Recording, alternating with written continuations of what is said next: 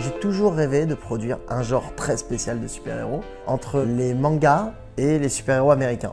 Quand j'ai eu l'opportunité de voir Ladybug et de l'équipe qu'il y avait autour de ce projet, j'ai partagé cette vision, on en est tous tombés amoureux et l'aventure a commencé. C'est un succès mondial. Les filles et les garçons du monde entier aujourd'hui regardent cette série. Le phénomène a été planétaire. On a déjà une série qui a un rendu quasi long métrage, c'est comme assez rare à la télé.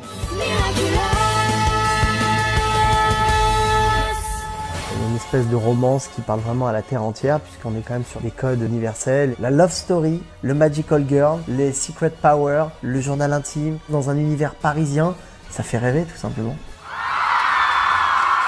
C'est vrai qu'on a une fanbase incroyable. Que vous alliez au Comic-Con à San Diego, à Hong Kong ou à New York, on a des fans à travers le monde qui se déguisent et ils jouent les rôles des personnages parce que le message capté a été le même.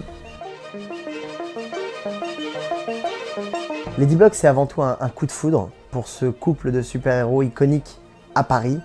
Paris, c'est un personnage à part entière de l'univers de notre série. C'était pour nous une volonté très forte. On revisite tous les Paris. Le Paris Montmartre, le centre de Paris. Et un des endroits qu'on adore dans Paris, évidemment, un endroit un peu magique, qui est le musée Grévin, qui est pour nous aussi une institution parisienne, un lieu incontournable du tourisme. On a proposé au musée Grévin de faire un épisode sur le musée Grévin. Donc Ladybug va au musée Grévin, c'était extraordinaire. Et nous, on a une chance incroyable, c'est que Ladybug a été donc choisi pour rentrer au musée Grévin. Il n'était pas du tout prévu au programme qu'on rentre au musée Grévin. Et je trouve ça fabuleux que, comme guise de reconnaissance, ces deux héros français, créés à Paris, puissent rentrer dans le musée qui est pour moi le musée le plus populaire de France. Ladybug et Chat Noir, c'est un événement important pour le musée. Comme ça représente en plus les aventures qui se passent à Paris, l'entrée au musée Grévin sera un moment d'émotion assez fort, je pense. C'est une institution touristique, c'est Paris et la culture populaire, qui consacre notre univers, notre série d'animation et qui montre à quel point c'est devenu un phénomène culturel et populaire. Et on va générer plein de visites en plus à Paris, évidemment au musée Grévin. On participe au rayonnement culturel de Paris à l'international.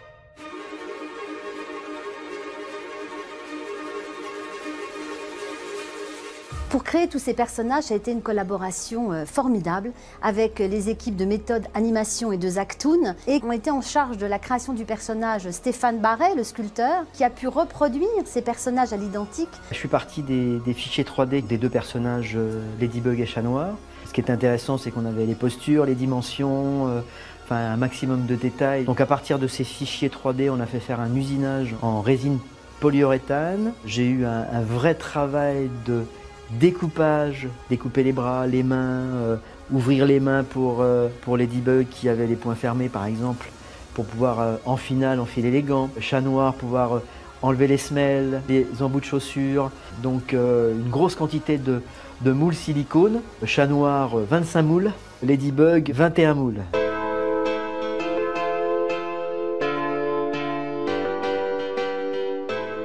Tout est dans le détail pour reproduire par exemple le costume, la tenue.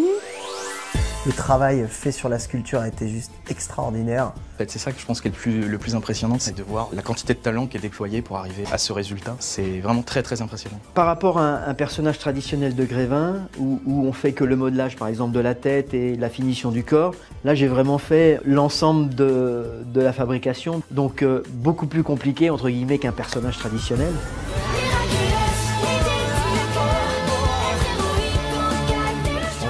Reconnaissant et encore sous le choc, j'ai envie de dire. On est très fiers de rentrer dans le musée. C'est un coup de chance inespéré, un petit miracle. On rentre au panthéon de la culture populaire française. Je ne sais pas s'il peut y avoir plus haut.